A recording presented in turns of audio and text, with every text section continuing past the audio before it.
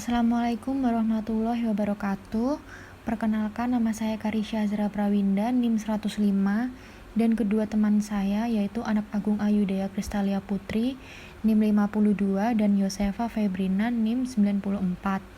Di sini kami akan mempresentasikan tentang pengaplikasian metode transportasi terhadap pemerataan bahan baku beras di Kabupaten Karanganyar, Jawa Tengah. Nah, sebelumnya saya Karisya Zara Prawinda akan menjelaskan tentang latar belakang hingga metode penelitian. Dan teman saya Anak Agung Ayudea akan menjelaskan tentang data dan kesimpulan. Dan teman saya Yosefa Febrina akan menjelaskan tentang model matematika hingga pembahasan. Yang pertama adalah latar belakang. Saat ini salah satu masalah yang sering kita jumpai di berbagai daerah di Indonesia yaitu kurangnya bahan baku makanan akibat menurunnya produktivitas ataupun terjadinya penimbunan bahan baku makanan di suatu daerah sehingga penyebaran bahan baku makanan menjadi tidak merata. Nah, oleh karena itu, dalam makalah ini kami mengangkat permasalahan transportasi mengenai pemerataan jumlah beras sesuai dengan kebutuhan di Kabupaten Karanganyar. Data yang kami dapat yaitu ketersediaan dan kebutuhan konsumsi bahan baku beras di masing-masing daerah di Kabupaten Karanganyar. Nah, selanjutnya ada rumusan masalah. Yang pertama, bagaimana bentuk tabel transportasi penyebaran beras di Kabupaten Karanganyar. Yang kedua ada bagaimana cara mengaplikasikan masalah transportasi penyebaran beras di Kabupaten Karanganyar pada program C++ untuk memperoleh penyelesaian yang optimal. Yang ketiga ada bagaimana cara mengaplikasikan masalah transportasi penyebaran beras di Kabupaten Karanganyar pada program WinKI-SB untuk memperoleh penyelesaian yang optimal. Selanjutnya ada tujuan. Yang pertama yaitu untuk mengetahui dan memahami bagaimana penyebaran beras di Kabupaten Karanganyar. Yang kedua, untuk mengetahui cara mengaplikasikan masalah penyebaran beras di Kabupaten Karanganyar pada program C++ agar memperoleh penyelesaian yang optimal. Yang ketiga yaitu untuk mengetahui cara mengaplikasikan masalah penyebaran beras di Kabupaten Karanganyar pada program WinKI-SB agar memperoleh penyelesaian yang optimal. Selanjutnya ada manfaat.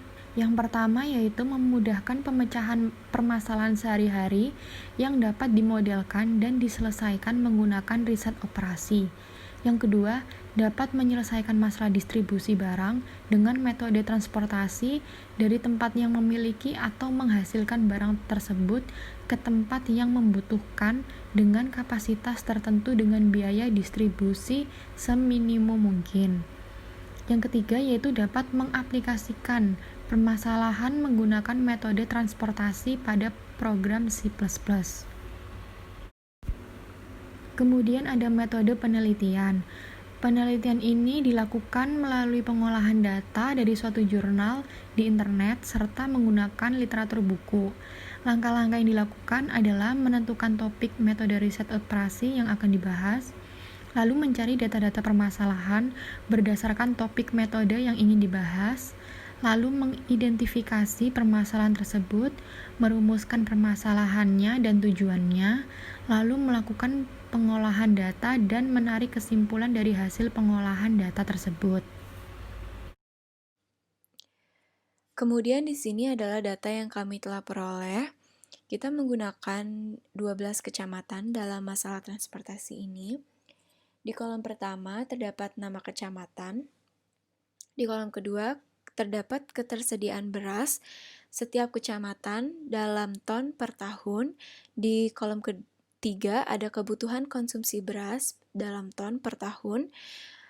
Di kolom keempat ada surplus atau defisit beras setiap kecamatan dalam ton per tahunnya. Jadi misalnya Karangpandan memiliki ketersediaan beras sebanyak 17.168,39 ton per tahunnya.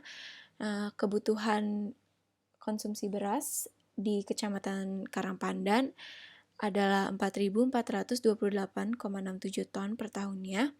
Maka di Kecamatan Karangpandan itu terjadi surplus beras, yaitu sebesar 12.739,72 ton. Begitu juga di Kecamatan Kebak Ramat yang memiliki ketersediaan beras, kebutuhan beras, dan surplus atau defisitnya sebagai berikut. Di dalam tabel ini, yang pada kolom terakhir yang memiliki nilai negatif, itu berarti kecamatan tersebut memiliki defisit beras. Contohnya pada Kecamatan Tawangmangu, ia memiliki defisit beras sebanyak 3.313,93 ton. Kami mendapatkan surplus atau defisit beras dengan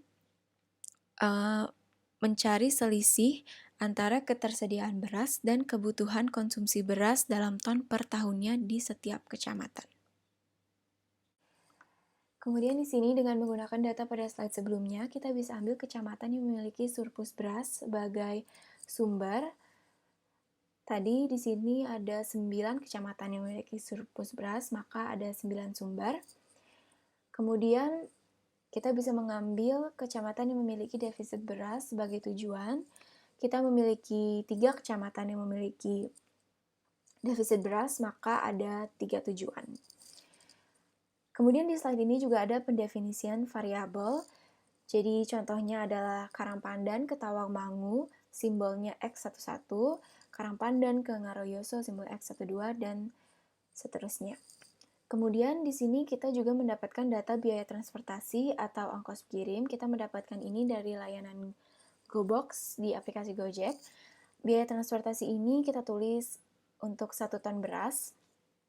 Jadi contohnya dari Kecamatan Karangpandan ke Tawangmangu, itu biaya transportasinya adalah 169.000 untuk 1 ton beras atau 169.000 untuk per ton beras. Kemudian pada slide ini masih lanjutan tabel pada slide sebelumnya, yaitu masih biaya transportasi dari satu kecamatan ke kecamatan tujuannya. Jadi masih sama, Matesi ke Tawangmangu, biaya transportasinya 157.000 untuk 1 ton beras. Pada slide ini ditampilkan data supply dan demand untuk setiap kecamatan. Jadi di sini data supply kita dapatkan dari 9 kecamatan yang memiliki surplus beras tadi.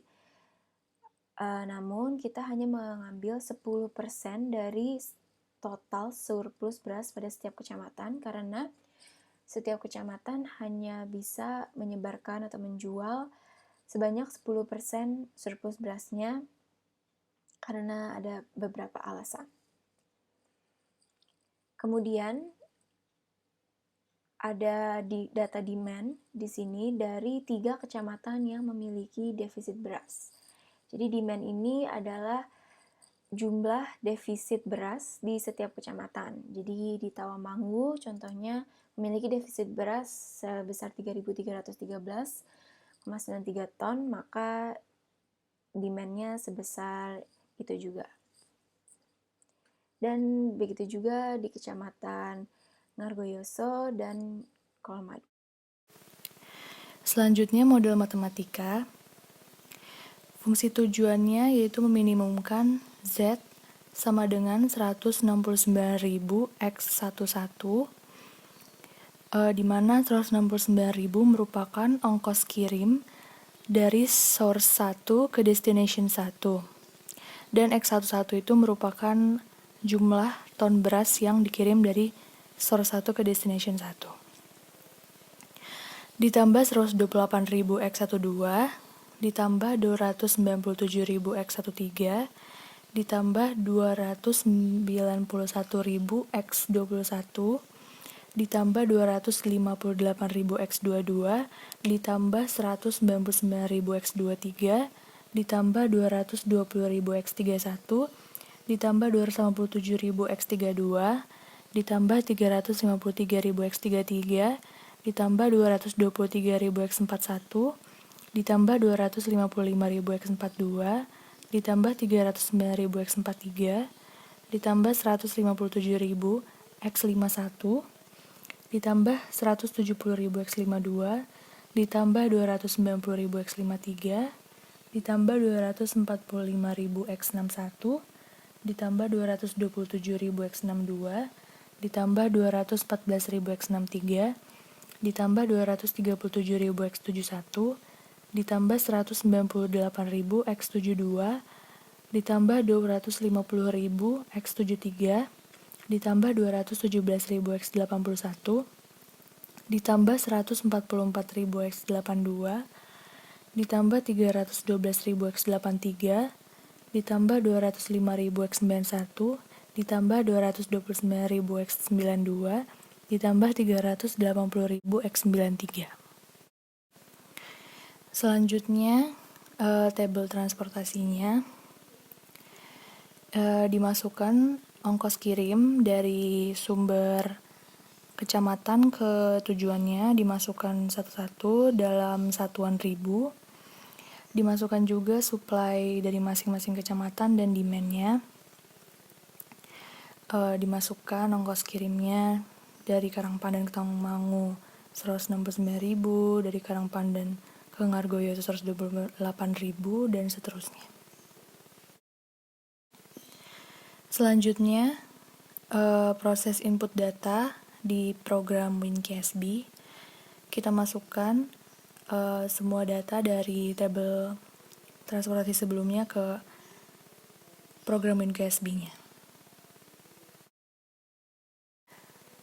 Selanjutnya, output dari program WinKSB didapat dari Kecamatan Karangpandan ke Kecamatan Tawangmangu dengan pengalokasian berasnya itu sebesar 1.264,280 ton yang pada fungsi tujuan biasa disebut X11 dengan total cost-nya itu 213.663,33.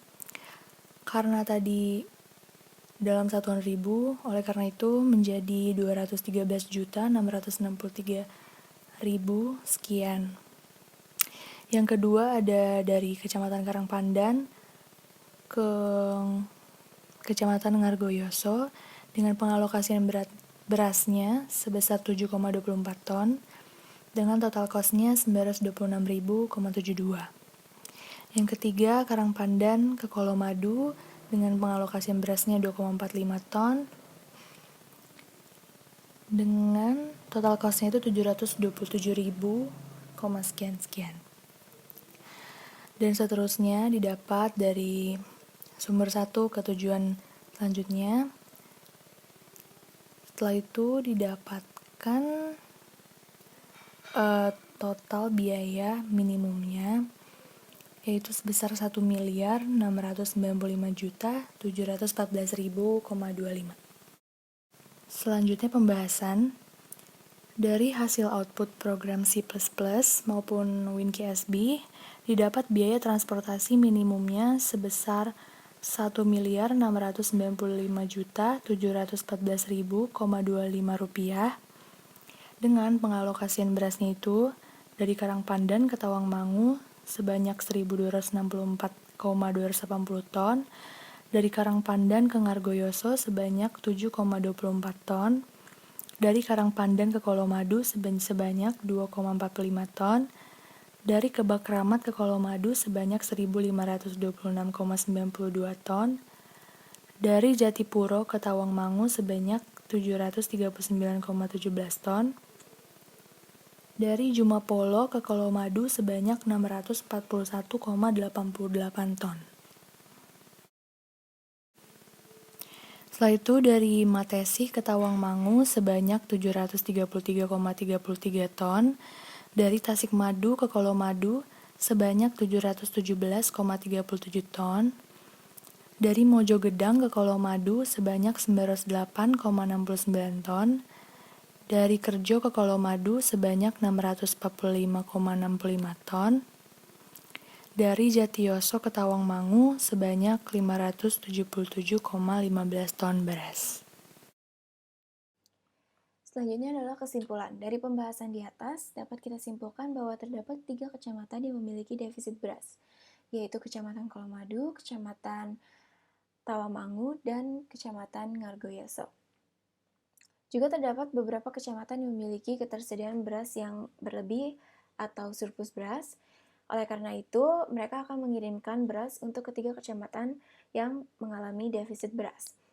Kecamatan tersebut antara lain adalah Kecamatan Tawamangu akan mendapatkan kiriman beras dari Kecamatan Karangpandan, Jatipuro, Matesi, dan Jatiyoso dengan total biaya secara berturut-turut adalah Rp213.663.000, Rp162.617.000, Rp115.132.000, dan Rp118.315.000. Kemudian selanjutnya Kecamatan Ngargoyoso akan mendapatkan kiriman beras dari Kecamatan Karangpandan dengan total biaya yang akan dikeluarkan sebesar Rp926.000.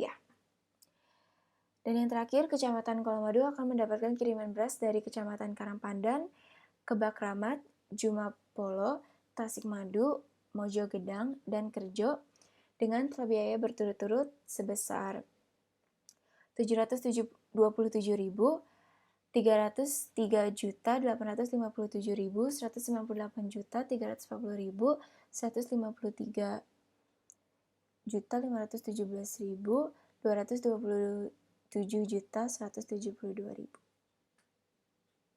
dan Rp201.442.000. Ya, demikian akhir presentasi dari kelompok kami. Kurang lebihnya mohon maaf. Terima kasih.